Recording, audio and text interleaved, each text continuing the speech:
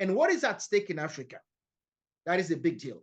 So Africa, as it is now, we're a continent of 11.73 million square miles. Out of that, Sub-Saharan Africa is 9.2 million square miles. Population-wise, we're 1.4 billion. Sub-Saharan Africa, 1.2 billion. In that population, we have 60% under 25, 70% under 30, 41% under 15. You have a continent, if you take Sub-Saharan Africa, is filled with the most coveted natural resources. By 2050, the GDP per research, the GDP of that region will be around $29 trillion by 2050. Even though the Africa Union is looking at 2063, where they say at that time, Africa will be okay with capacity. So Africa can fly with its own wing. Africa will not have that time to outsource too much, which costs too much money. But when you look at everything at stake, the question, if we don't have such schools like the one we want to build, then at the end of the day, how Africa get there? How Africa get to 2050? How Africa get to 2063? And will that GDP of 30 trillion or so dollars, how much will belong to Africa? If that $29 trillion GDP is not born from the hands of Africa, of course, in partnership and collaboration, working with the world, but at the end of the day, if this is driven by outside investment, outside technology, outside at that point, that $29 trillion, Africans will not.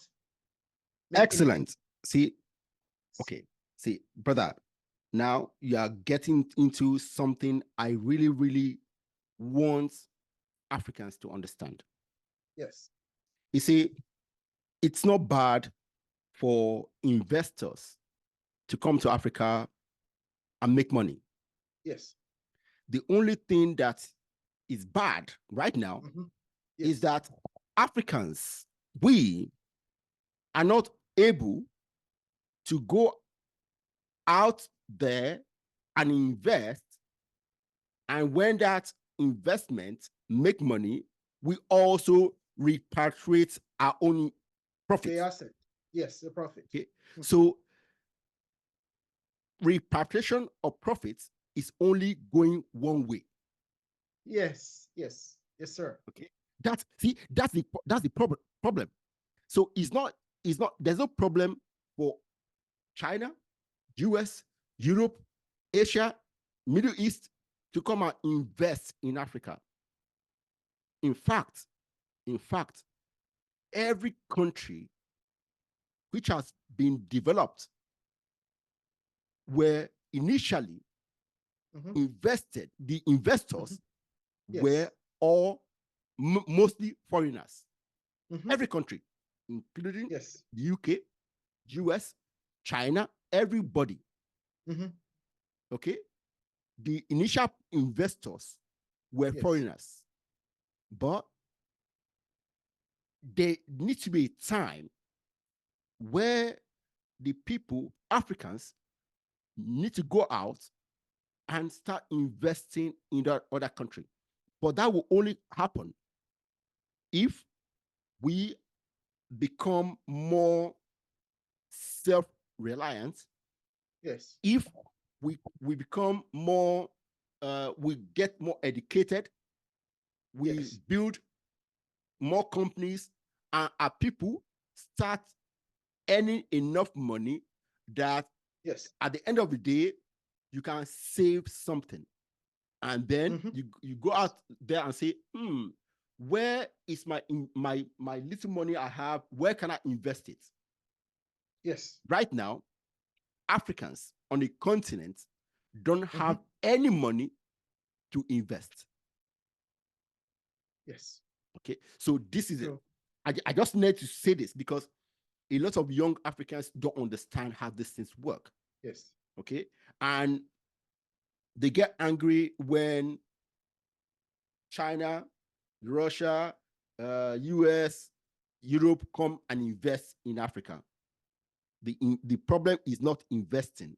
The problem is that we, as Africans on the continent, don't have liquid cash to go and invest in other countries. Yes. Okay, and we need to deal with that. And your project and other projects like yours will enable Africans. And I want to add something to what you're saying. Okay. So companies, a lot of companies outside, why One Africa University is so important. Companies from outside, we want to invest. Tech companies, they have to load people, their staff, qualified staff, load planes to bring them. And when they take them to Africa, they pay for expat and all of that. It costs them a whole lot of money. So which completely discourages them from even doing that. Exactly. So the capacity we are building, that is why I say corporate America. Let me say it louder. Corporate America, if you can hear me. What we are doing it for you too. Because when you support us to establish that university and we build the capacity down there, you can just get your suitcase and go into Africa. Yeah. Invest the money. Because the people are there ready to work.